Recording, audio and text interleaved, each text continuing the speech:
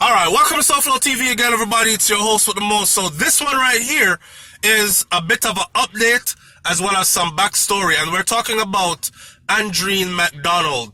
I don't know if you saw when I did the video coverage of Andrea McDonald. She is the wildly successful 29-year-old Jamaican female that was married to the U.S. Army major, that he is also Jamaican, and she went missing, right?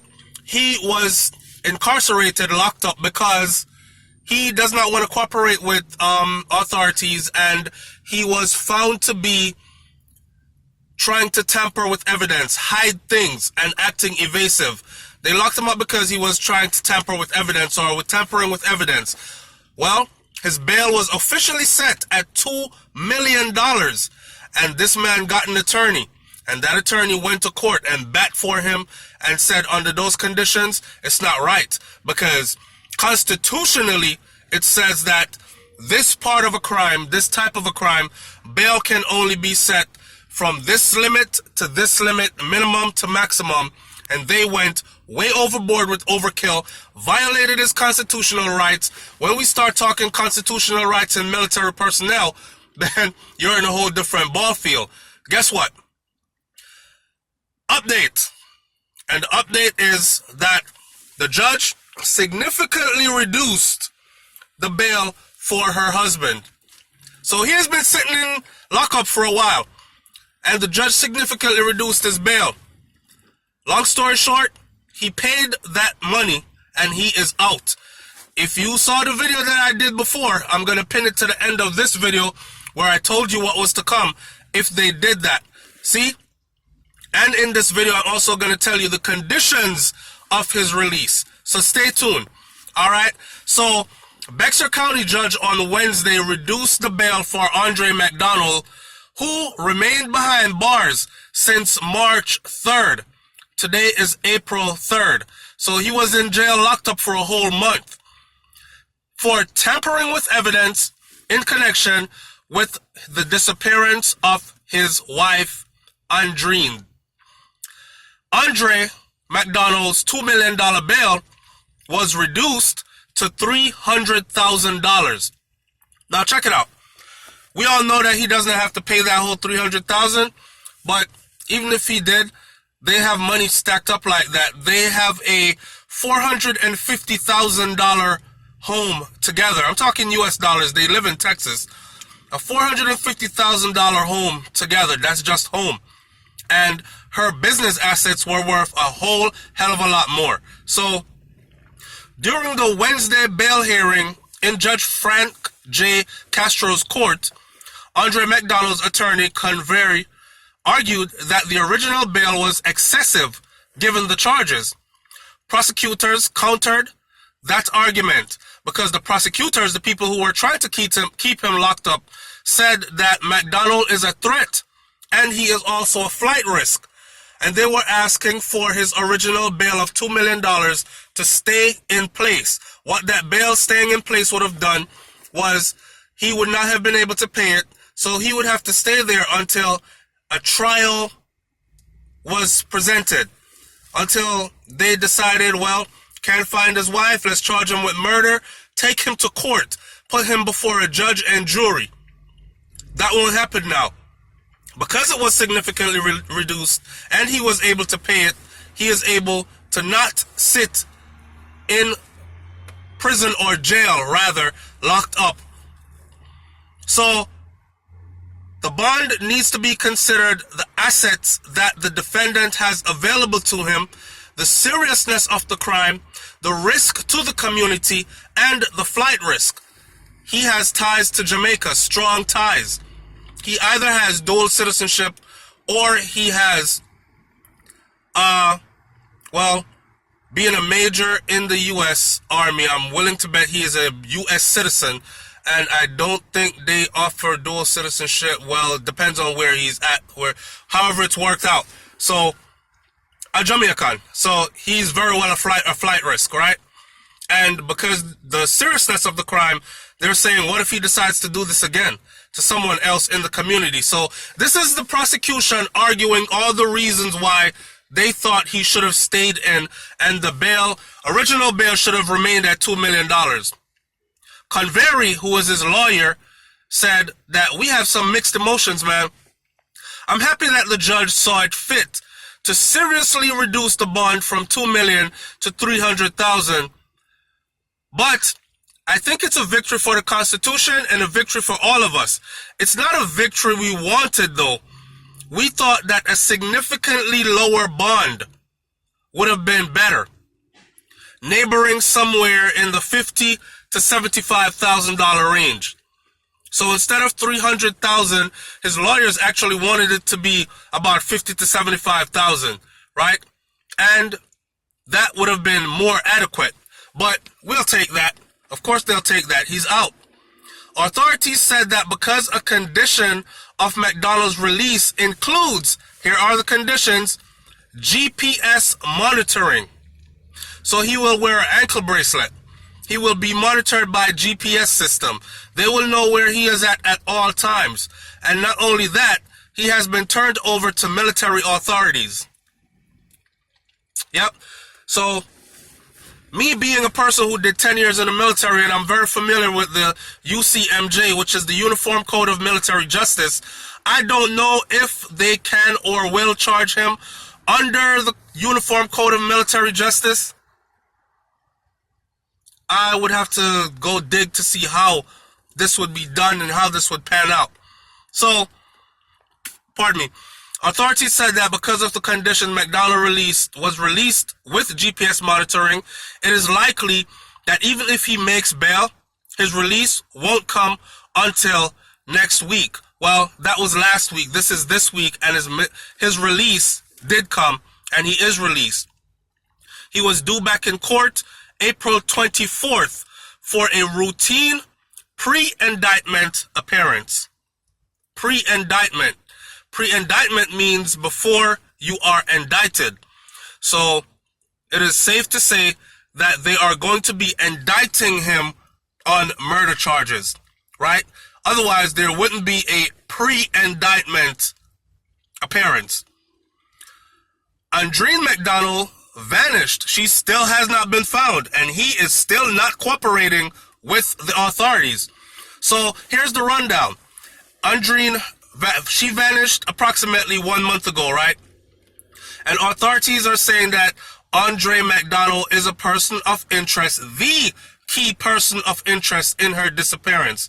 He is accused of attempting to destroy 2 receipts. Get this, 2 receipts, and those 2 receipts were for the purchase of 2 5-gallon barrels of gasoline, a hatchet, heavy-duty trash bags, gloves, and a shovel, as authorities conducted an investigation into the disappearance of his wife, Andrea McDonald. So, pardon me, while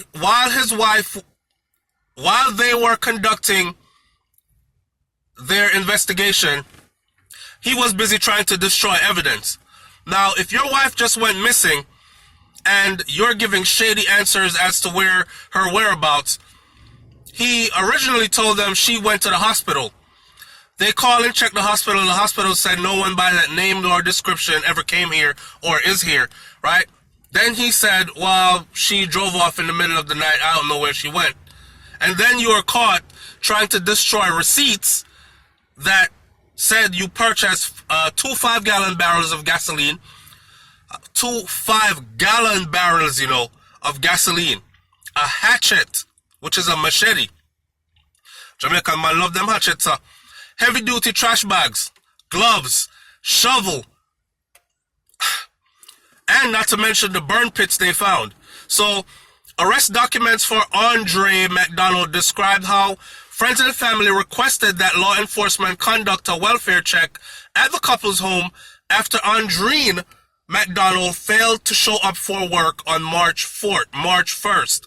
She is known to be somewhat of a perfectionist and a stickler for what she does. Like, she leaves no stones unturned. She never misses an appointment. She does multiple things throughout the day, starting early in the AM with a vigorous workout activity and then being at all these appointments throughout the day. So for her to go missing from one of these appointments would have thrown a red flag, and it did. For her to not call people who she would normally call at a certain time of the day, like, it's my routine to call my mother every morning at 8 a.m. Red flag. It didn't happen today, and that's definitely not like her, right? So they asked for a welfare check to the house. Friends and family told the deputies that were conducting the welfare check that they suspected foul play in Andrine's disappearance, and records state one friend even told deputies that Andrine had warned her many times, not just once, that if she ever disappeared, it would be because Andre, her husband, had killed her. Now, I'm saying to myself, again, ladies, listen, just like the story we did last night about the Jamaican man named Massive down in Miami that chopped up his wife because she asked for a divorce, chopped up his 10-year-old daughter, and chopped up his 29-year-old daughter, who managed to get away and is now in the hospital in critical condition. There were signs there all along. Why are you still staying? This man was constantly making threats. She probably got choked and slapped and all that stuff before, but she tried to keep a straight face out in public. So you confide in that one friend that you have, and you tell that one friend, girl, if I ever get killed or if I ever disappear, just know that Rick did it. Just know that SouFlo did it. Just know that so-and-so did it. If you have to warn people around you, your loved ones, just know so-and-so did it. Leave. Eventually it's going to happen. Those are your warning signs. That's your red flag, red flag, red flag. Just like the lady from last night, her family, well, we never saw any signs of abuse. Check this out. We didn't see any signs of abuse, but he was always controlling, and he always tried to isolate her from her family. So basically, had to approve of where she went, what she wore, all these other things, and told her who to talk to in her family and who not to, and controlled when she saw them. Leave! That's the wrong type of person to be around. That's a demon waiting. So anyways, according to court documents, Andrea McDonald's mother and her friends met with a deputy at the home, at Andrea's home, at the McDonald's home, which she shared with her husband here, right? And when they went there, when he was not there, I don't know if they kicked the door in, picked the lock, or mom had a key, but they went in. The affidavits state that they went in through a back door, walked into the master bedroom of the home with Andrea McDonald's mother, and the deputy noticed that the floor appeared to have been recently cleaned and that there was a red stain on a light switch. The red stain, court records note, was later determined to be human blood and hair. The floors were also found to have human blood. Now here's the thing. Forensics can tell if that human blood was hers, Andrene's, or if it was one of the kids cut their hands, or not one of the kids, they only had one, or it could have been his own blood. Forensics will be able to tell that. So they do have something against him in court. But again, let me tell you this. If he has a good attorney, that good attorney could say, well, he shared the house with his wife. He might have been doing some workout in the backyard, nipped his finger on something, got a little cut, and when he went to the bathroom, he switched the light on to wash his hand off in the sink and left a little trace of his own blood. And he shares the house, so it's no surprise if the hair that was found there belonged to him or his wife. Now, if it's her blood, they would have to explain how the hell her blood got there. That means she was bleeding around the time of her disappearance, right? All right. So the floors were also found to have human blood. So somebody was bleeding heavily, because this is after the place was cleaned up. Arrest documents state that the deputy also noticed a burn pile in the backyard where it appeared that something had been recently burnt. And upon closer inspection, friends of Andrea McDonald noticed that they had discovered a zipper in the burn pit. A zipper. So clothing was burnt. Now, was it clothing burnt, or was it a human burnt that was clothed in clothing, and all that survived that fire was the zipper? Andrea McDonald arrived at the house as the group scoured the home for clues and told them that his wife was being treated at Baptist Emergency Hospital, the affidavit states. But when authorities followed up that story, they found that no such thing happened. She wasn't there. When confronted by law enforcement about the discrepancies to his story, his wife's whereabouts, he immediately said, "I want a lawyer. Give me an attorney. I don't have anything else to say to you guys." Deputies detained Andrea McDonald for questioning, but he declined to speak with investigators and he requested an attorney. On Saturday afternoon, an investigator noticed that Andrea's garage door had been ripped off its tracks. Court documents state. The same investigator covertly followed Andre. That means he was hiding out and following him around. Followed him to a gun shop where Andre purchased a firearm and a significant amount of ammunition, according to arrest papers and accounts from Bexar County Sheriff Javier Salazar. What he was going to do now with this, I said before in another video, was his life in danger, and he knows something that happened to his wife, so he's now going to try to protect himself? Or was this a case of he was planning to not go down without a fight, bombard himself in a house somewhere and shoot it out with the law enforcement until it comes down to the last bullet, kill itself, or something like that? Those are the two scenarios that I placed on the table, okay? So Salazar explained Saturday that deputies took Andre into custody after the gun purchase out of concern for his own mental health. Salazar said that McDonald had left the gun shop in such a hurry that he ran out of there and left behind the firearm that he had just purchased and left behind his ID. Wow. So they were a bit concerned about him. Maybe he was having suicidal tendencies and whatnot. So while McDonald was at the gun shop, other deputies arrived at the home and saw a shovel in Andrea McDonald's Porsche Macan. So she drove a Porsche, and they saw a shovel in her Porsche. Something that was not there during the previous search of the home. Salazar alluded to this new evidence during a March 2nd news conference and said that authorities obtained an additional search warrant for the home based on the observation of evidence that was now in plain sight.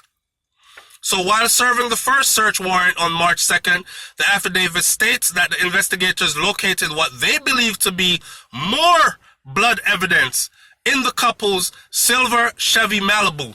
Now remember, Andrea drove a Porsche. The Porsche was hers. Andre drove the Chevy Malibu. They found more blood evidence in the Porsche. I mean, not the Porsche, sorry. They found a shovel in the Porsche, but they found more blood evidence in the Chevy Malibu. Was her body transported in the Chevy Malibu, and him trying to hide the shovel and stuff quickly transferred it to her vehicle? I don't know. As well as Andrea McDonald's cell phone and his wife's old cell phone, more evidence has been found. So, without a doubt, they have a whole lot of evidence against them. While executing the second search warrant, deputies found two purchase receipts for the aforementioned items in the trash. The receipts had been torn up. Authorities also found a fire pit that wasn't there during their previous search. So he burnt more stuff after they left from their first search. And I'm thinking he burnt the body the second time and had it hidden the first time. Court documents note that it appears that the fire pit had recently used to destroy papers and other items, or maybe he burnt the body in the first fire pit where the zipper was found, or was her body chopped up, and that's what the hatchet and the trash bags were for, and her body was dumped somewhere where they're never going to find where it is unless he tells them where it is. So court documents note that it appears